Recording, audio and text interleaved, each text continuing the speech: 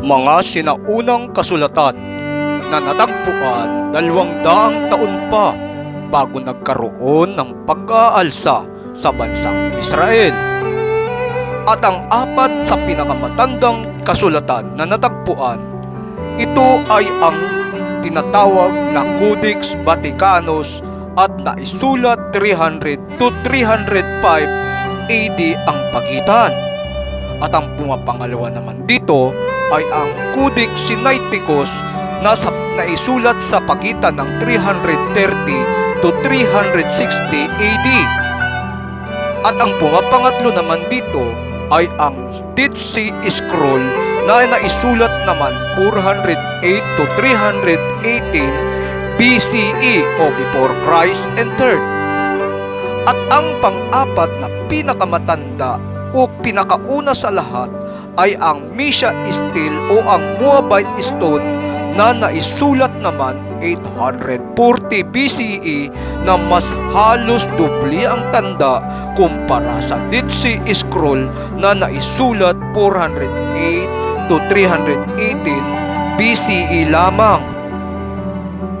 Marami sa mga Bible scholars, Bible translators ay hindi ginagamit ang Moabite Stone sa kadahilanang mas nauna na nilang napag-aralan ang pagkakasulat at ang vocalization ng nasa Dead Sea Scroll bago pa natagpuan ang Moabite Stone o ang Mesha Stele.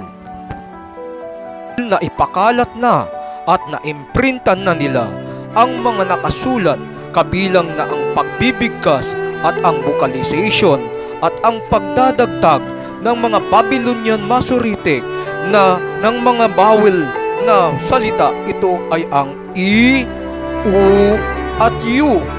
Dahil sa mga karagdagang vowel na ito, kung kaya tuluyan ng hindi kinilala at naitago sa lahat ng mga tao kabilang na tayo upang hindi malaman ang tunay na pagbibigkas sa kapangyarihan ng pangalan ng Amang Bathala.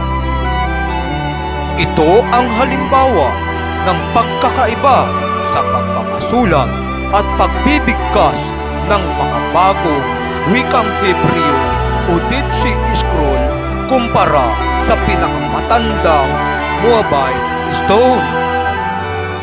Marami sa mga obispo o kilalang pinuno at lider ng mga malalaking sikta o organisasyon ang ginagamit ay ang makabagong Hebreo o wika na ayon sa kanilang sariling unawa o interpretasyon gamit ang Dead Sea Scroll na marami sa mga iyon ay kanilang binago upang maitugma lamang nila sa ayon sa kanilang aral at taktika sa kanilang sikta. Ayon sa Book of Interpolations of the Vowel Points, ang mga Masoretic ay mga group na compiled a system of pronunciation and grammatical guides in the form of diacritical notes on the external form of the biblical text. Masoretic were also the inventors of the Masoret point, which is supposed to give the vowelless words of the scriptures their true pronunciation and meaning by the addition of point. Dahil sa dat unikod, ito ang naging dahilan kung bakit nagbabago ang pagbibigkas ng wikang Hebreo. Halimbawa lamang ang ha. Ito kapag ang tuldok ay nasa ibaba, ito ay nagiging he. At kapag ang tuldok naman ay nasa itaas, ito ay magiging ho. At kapag ang tuldok naman ay nasa gilid, ay magiging ho. Ito ang maging dahilan kung bakit natin sinasabi na magkakaroon o nagkakaroon ng pagbabago sa wikang Hebreo kapag kaumiral na ang mga dat unikod. Kung bakit nagkaroon ng iba't ibang katawagan sa pangalan katulad na lamang ng Yahweh, Jehovah, Yahuwah, Yahuwah.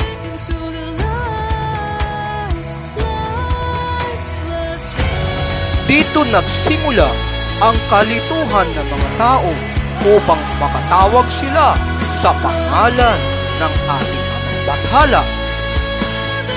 At ito rin ang dahilan kung bakit sinasaway ng Misaya Yahuwah ang mga Parasiyo. Sa kadahilan ng patuloy nilang nilalabag ang banal na kasulatan at ang pagtawag sa Kanya.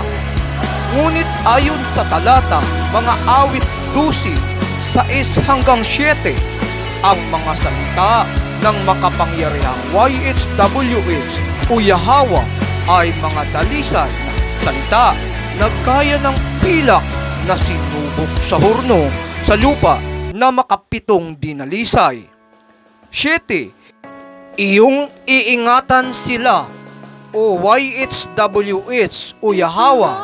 Iyong pakaingatan sila mula sa lahing ito magpakailanman. Hindi papayag ang ating makapangyarihang Ama upang ang kanyang mga salita ay masira lamang ng mga tao na walang ibang intensyon kundi hadlangan na makatawag sa kanya ang mga pinili niya. Kung magkagayon, papaano natin ito bibigkasin gamit ang dalawang bawel na nakatala sa Hebreo o sa lumang Hebreo, ang bawel na A at saka I, gaya ng inyong nakikita sa screen. A, pa, ka, ta, ha, wa, sa, so on and so forth lamang po yan. Ang Hebreo, ang lumang Hebreo, ito'y binabasa kaliwa, pakanan. Kabaligtaran naman ito sa pagbabasa natin, kanan, papuntang kaliwa. Sa Exodus 3:14, ito po ang ating mababasa. And God said unto Moses, I am that I am. And he said, thus saith, thou shalt thou say unto the children of Israel, I am hath sent me unto you. Sa Hebreo, ang pagbabasa ay Ahaya, Ashar, Ahaya. Yan pa ang pagbabanggit sa Hebreo na may tunog A. Kung magkaganon, ang apat na titik na litra na Y, H, W, H, kung ito'y atin lalagyan ng litrang alif o A, ang magiging basa dito ay Ya, Ha, Wa. Yahweh. Tandaan ang sinabi ng Exodus chapter 3 verse 15. Ang kanyang pangalan ay from generation to generation, forever and ever. Ang salitang YHWH o Yahweh ay mayroong malalim na pakahulugan. Ang Yahweh ay ibig sabihin ng Ya ay He. Ang Hawa naman ay exist. So kung ating ipagdudugtong, He exists, yan naman ay tutugma sa talatang John chapter 4 verse 24. God is the Spirit.